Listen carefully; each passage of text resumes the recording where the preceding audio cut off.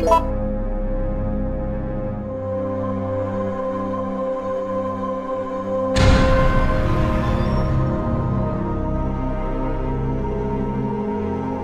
again everyone, DethThePursuer here, and looks like in this video we got ourselves a little tier list, a Resident Evil tier list to make. I might do more of these in the future. Who knows, we might do it with characters, creatures, monsters, and maybe other games that I enjoy. We'll see. We'll cross that bridge when we get there.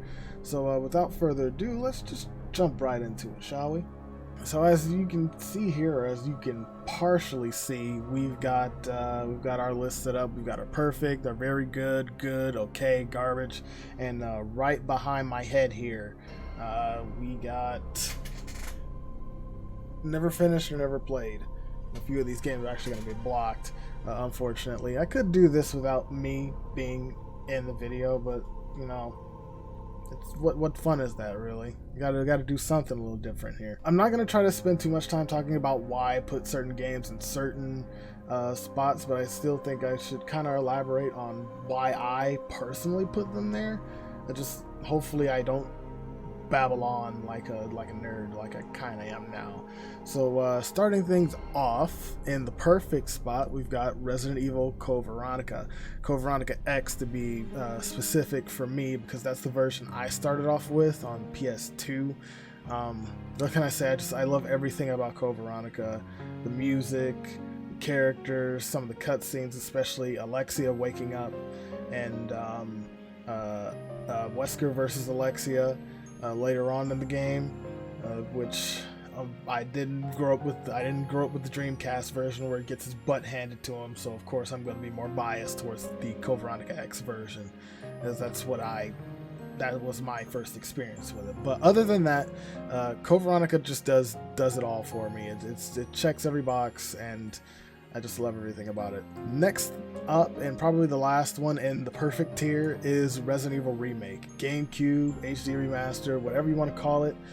Resident Evil Remake is the quintessential Resident Evil experience. I know, despite what I've said about Code Veronica and that one being my number one, Resident Evil Remake comes very close. It's honestly the perfect Resident Evil game to me, and honestly a lot of others. It checks a lot of boxes, it does a lot of things right, and unfortunately, the latter two remakes didn't follow an example, but we'll get into that further into the list. So leaving off of the perfect category, we go into the very goods, and starting with the very goods, we're gonna throw Resident Evil 3 OG, Resident Evil 3 Nemesis in there. Now, I almost decided to throw this in the perfect tier, but after some thinking and really thinking about it, I'll put it very high. I'll put it first in the very good category. Growing up, I've had a lot of people I've interacted with in the RE community who have preferred RE2 over this one. This was my favorite as opposed to RE2. That's not saying RE2 doesn't deserve all the praise that it gets, because it does. But for me, of the two, between OG RE2 and RE3 was my favorite growing up. I mean, look where part of my name comes from. If that isn't a dead giveaway, then I don't know what else to tell you. Speaking of Resident Evil 2, Resident Evil 2 is actually going to be the next I put on this list, because again, Resident Evil 2 deserves all the love that it gets.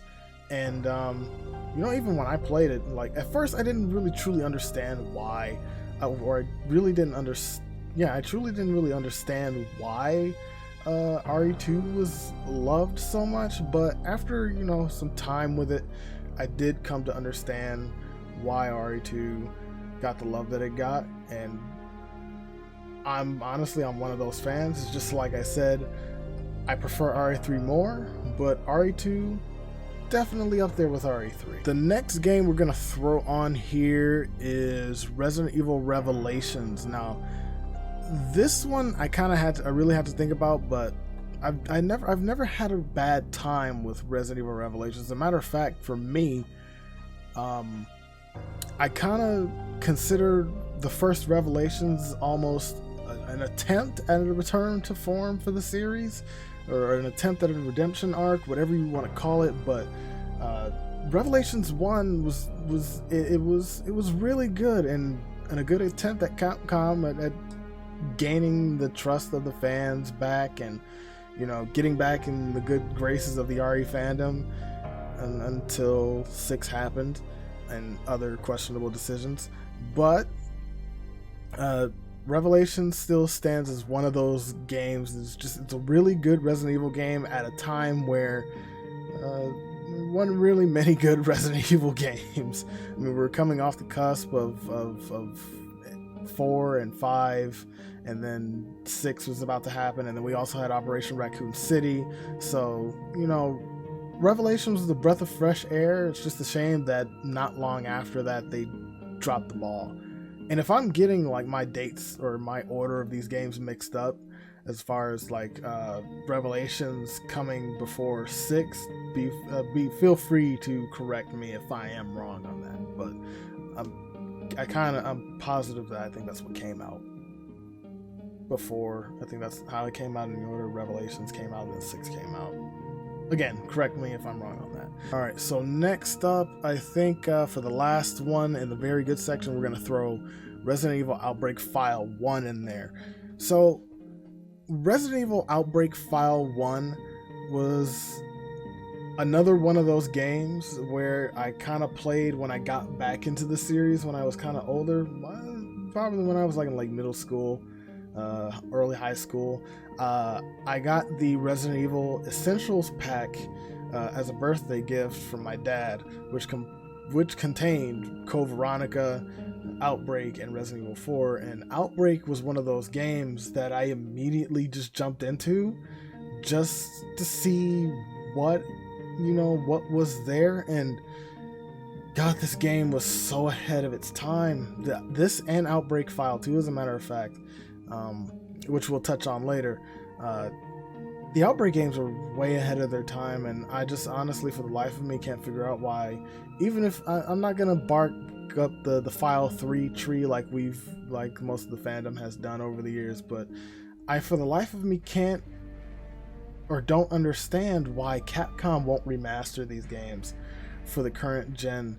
I never got to play the online when it was alive, because I got this game very late in its life cycle. So the online was out it was done at the time. But if they remastered this game with working online, good netcode now, that's money right on the table, Capcom. So that wraps up the very good. So now we're gonna go to the good, and in the good, we're probably gonna have maybe a few here. So starting off with the very good, or not the very good, I'm sorry, but the good, we're gonna throw Resident Evil 4 in there. All I'm gonna say is, if you had asked me back when I first played this, when I got the Essentials pack, when I first played Resident Evil 4, I probably would have thrown Resident Evil 4 up in the perfect tier when I was younger, and just left it up there all in its lonesome as the champion RE game and the greatest thing since sliced T-virus bread, or whatever you want to call it. Either way, now that I'm much older and I've clocked in some hours, not just with RE4, but a lot of these games in the series, I kind of know better.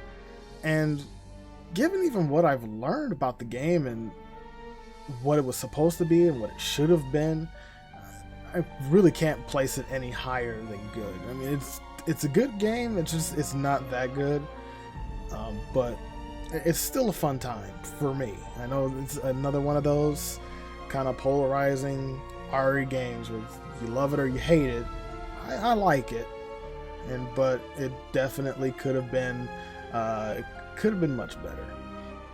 Another RE game that could have been a lot better, but it was still a good experience, still fun ride. But as a Resident Evil game, it depends on who you are. Is Resident Evil 7. Now, again, Resident Evil 7 for me was a ride. It was it was a ride, and it was an enjoyable one. But rating it as a Resident Evil game, put it this way, if you take certain elements away, which there are a few that identify with the series in this title, and even some that are kind of overshadowed by the overall game itself, or just overshadowed by other things in the game, kind of has trouble identifying as a Resident Evil game. And I think that's what kind of hurts it.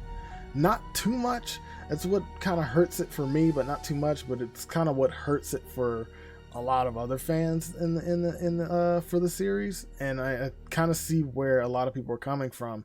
But for me, it was still a fun ride. It could have done more to be a Resident Evil game. There could have been a lot more to help it identify as a Resident Evil game. But given what was offered, and again, not saying it was a bad game, because obviously I wouldn't be putting it in the good section, but it could have been more. And that's kind of what's going to sum up a lot of these titles that I'm listing from good to okay, is they could have been more, or they just missed the mark. One title I think I'm gonna end this off with, it's that probably fits that criteria of probably missed the mark just a little bit, but was still good, is Resident Evil Revelations 2. Now, I enjoyed Revelations 2. I enjoyed playing as Claire again. I enjoyed playing and seeing Barry again. You know, seeing that, you know, they've got a little older. They're obviously they look exhausted, and I guess you would too if you've spent X amount of years, you know, still in the battle against bioterror and all of that. Revelations 2 was a good game. It just fell a bit short of the bar that the first Revelation set for me, but it was still good. And also, one thing that does kind of hurt it is the fact that it was episodic. Now, granted, the first Revelations was episodic, but the difference is that the first Revelation wasn't released in episodes. The second one was, and that was a trend that I, among many, was kind of like, let's not do that. That's not good, especially with games like Resident Evil. Let's not split them up into parts or episodes and release them by episodes. Let's just give us the whole game. So I didn't want to support that. I will never support that for any game or any series. Don't do that. All right, so that wraps up the good games, and now we're gonna move on to the okay games. The first Resident Evil, I still have a place for the original Resident Evil. I don't dismiss it at all. However, at the same time, I've kind of been spoiled by remake, as a lot of us probably have. As far as like between the two, I managed to play like very early when I was into the series, or when I got into the series earlier on. I played remake first. I didn't play the original first. So with that pretty much kind of hurts it. When I go back and play the original RE now, yes, sure, I still kind of enjoy what I'm playing, but at the same time, I'd rather be playing remake. Next one up for me is gonna be Resident Evil 5. This is another high one, and I'm kind of like, when I'm placing these, like, it's kind of like a high and a low sort of deal. So Resident Evil 1 and Resident Evil 5 are kind of high up there. Resident Evil 5, oh boy. Resident Evil 5 was something. Again, I still liked it. I still enjoyed 5. But again, there's that knowledge of what it could have been and what it should have been. Now, it falls in the same vein of RE4, but at the same time it doesn't. Otherwise, RE4 would probably be down here with RE5. The only reason why RE5 is lower is because of, well, Lost in Nightmares. once I found out about Lost in Nightmares and played through that, every time I play through Resident Evil 5 and I play Lost in Nightmares afterwards, I always question, why couldn't the base game have been Lost in Nightmares? Like, think of just how different overall Resident Evil 5 would have been if if Resident Evil 5, the base game, had been made like Lost in Nightmares. They showed that they could have done it. They just chose not to. And I think that's what hits harder for me.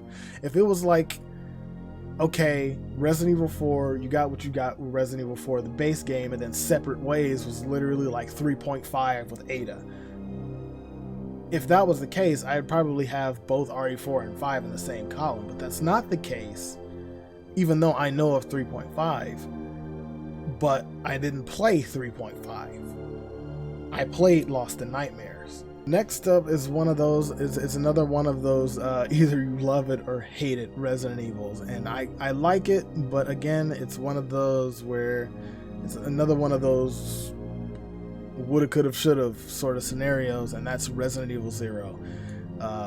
For me, Resident Evil 0, a lot of the things in 0 that people hate, I kind of liked. More specifically, the lack of item boxes.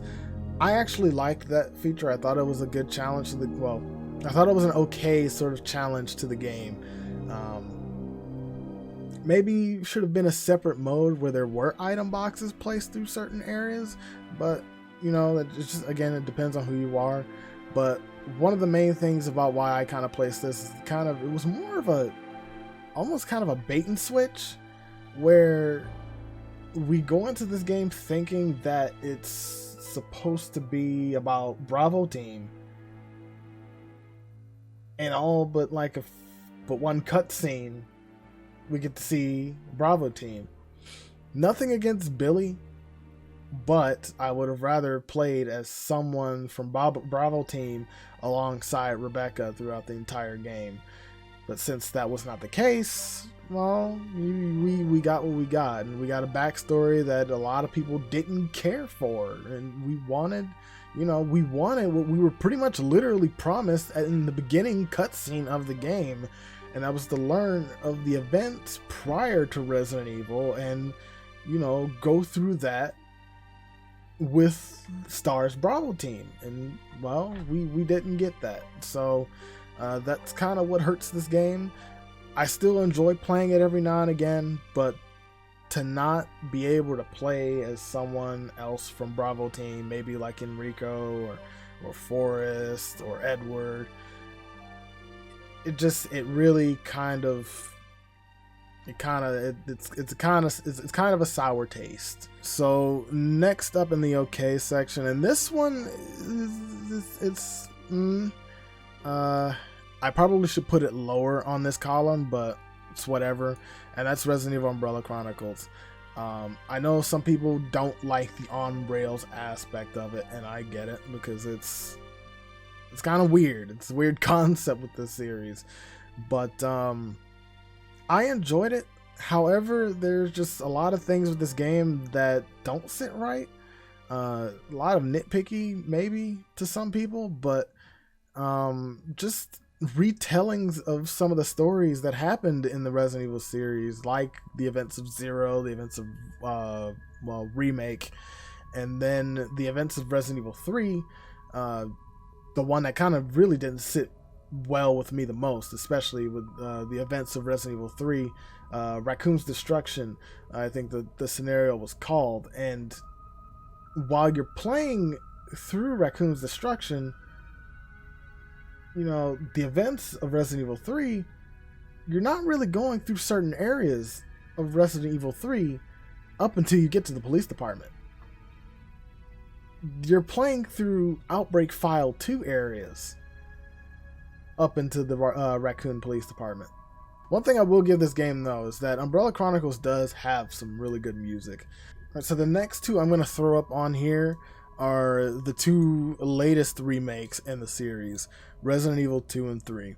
Now, the order I put these two in for in this case, to me, really doesn't matter because they're good games, but they really just fall short of what a remake of Resident Evil 2 and 3 should be. Especially in the case of Resident Evil 3, there was so much changed.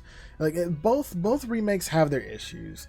For me, it's how the characters were kind of handled and portrayed in RE2 remake among certain things. More so Leon and Claire and their interactions with each other. Their interactions with each other really didn't sit right with me at first. And there are just some other things like Chief Irons. Chief Irons is a head scratcher. And don't get me wrong, these were both fun games to play, but for Resident Evil remakes, these were not good. If I had to rate them based on them being remakes, they'd probably be in garbage. If I had to rate them solely as games, if it makes sense, I'd probably put these in probably good, ahead of Resident Evil 7 and maybe ahead of Resident Evil 4. These remakes didn't leave me wanting more, in a sense that I would want more games to be remade. As a matter of fact, these remakes have made me dread any further remakes that may come. But that'll be a video for another time. I'm getting way off track. But rating them as they are, they're okay. But they definitely could be better. They could be something more. But it's something we may have to touch on, or I may have to touch on in a future video, because I don't want to go on a tangent here. Last two to go on the okay list, and this one's probably going to get me some flack, but I'm going to throw Operation Raccoon City up there. And the only reason is because I actually did like Operation Raccoon City when it came out. I had fun with it. Now that's not to say that recent visits to this game have it shows that the game I can see now, to me, that the game was kind of like almost like a testing field for what they were trying to do with Resident Evil 6 down the line.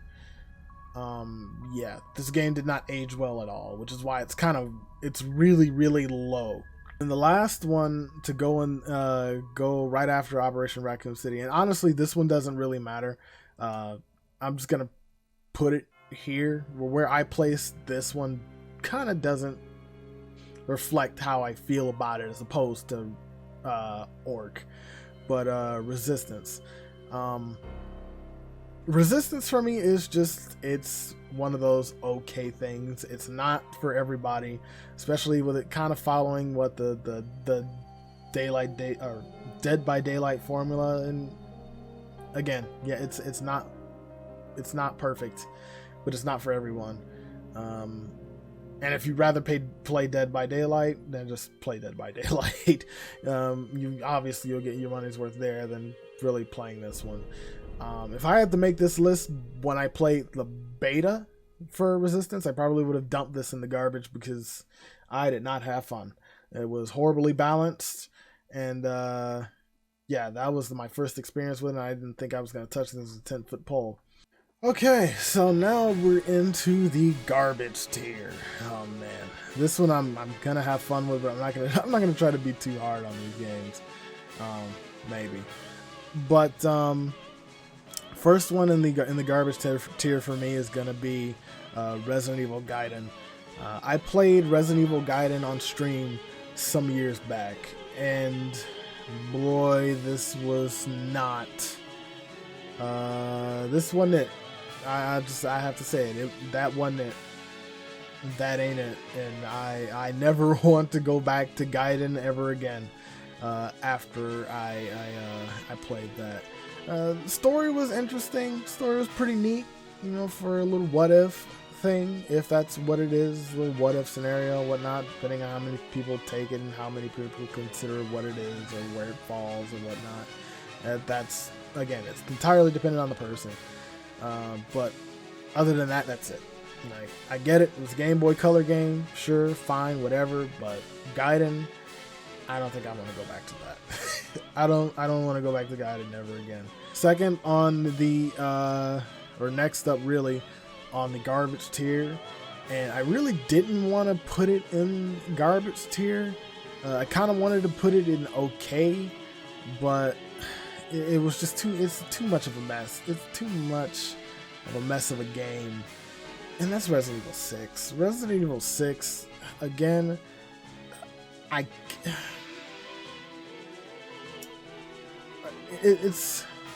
can't really like find the words to describe just how exactly I really feel about RE6. I've had fun playing it with a friend, but on the other hand, it's a mess. It's a hot mess. It's a hot mess.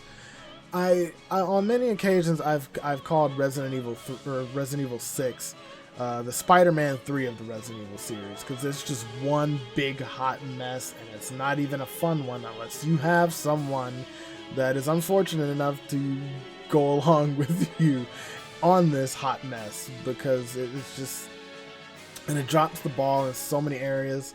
All in all, Resident Evil 6 is probably one of those games where it was one of those examples of trying to please everyone, but you end up pleasing no one. Well, sort of. Now, I wasn't gonna do this. I wasn't gonna do this, but I have to. I feel like I'm obligated to do this. And I was gonna put this in the never played or finished section, but the thing is the games that are gonna go in the never played or never finished sections are games that I actually aim to play or finish at some point to a degree. This game, however, I do not plan on playing at any point unless I'm practically forced to, and that's Umbrella Corps. I'm placing that in the garbage, because that I honestly I cannot in good faith put that anywhere else on this list. Maybe I will come around to playing it, but again, hell would have to freeze over for me to play Umbrella Corps. And in that case, I'd rather go back and play Operation Raccoon City. I do not want any parts of Resident Evil or Umbrella Corps. And we're just gonna wrap this up with the never played or never finished list. And this one's actually quite simple. So I'm going to throw for the never played games. I'm gonna throw Deadly Silence and Mercenaries 3D in there, because at the time that these games came out, I didn't have access to a DS or a 3DS. I have a 2DS, the good 2DS, XL, or the new 2DS, I think it's called. I have access to that now, so I could technically play these games now. It's just a matter of getting a hold of them. But up to this point, I have never played either of these two, and I actually really want to play Resident Evil Deadly Silence, because I hear that that's actually a good version of the original Resident Evil that many do recommend playing. Next up, honestly, isn't a game that I haven't played or haven't finished. I'm just putting it here because it's been so long since I've played it that I don't remember really exactly how I initially felt about it when I played it. And that's Dark Side Chronicles. So at some point I will go back and I will play. I actually plan on going back and playing Dark Side Chronicles fairly soon, when I do have the time. And you know, when I intend to update this tier list, probably around the time when Village comes out, Dark Side Chronicles, among with several the other games on this list, hopefully will find their way amongst these categories here. And the final three, Resident Evil Survivor. I believe I quit in the middle of that one. I got a little frustrated. All I remember is me getting frustrated with the game for some reason, and never going back to it. At some point I'll probably go back to it and give it a second chance, but we'll see. And the last two, Resident Evil Dead Aim and Outbreak File 2, both also other games that I didn't finish. Survivor, Dead Aim, and Outbreak File 2 are pretty much all games I never got to finish. Again, I quit out on Survivor. Dead Aim, I never got to finish because my PS2 really burnt out on me mid playthrough, so I never got to finish that. And it was almost kind of the same thing with Outbreak File 2, even though I kind of mentioned earlier some of the areas you go through that are for some reason in the Raccoon's Destruction scenario in Umbrella Chronicles. Guys, if you've actually stuck through this entire video of me just babbling on about these games and kind of nerding out and a little bit, I appreciate it. I appreciate you watching and sticking around. You can find me on Twitter, you can find me on Instagram, and you can find me on Twitch, all at DethThePursuer. So yeah, guys, thank you for watching. Take care of yourselves, and I will see you next time.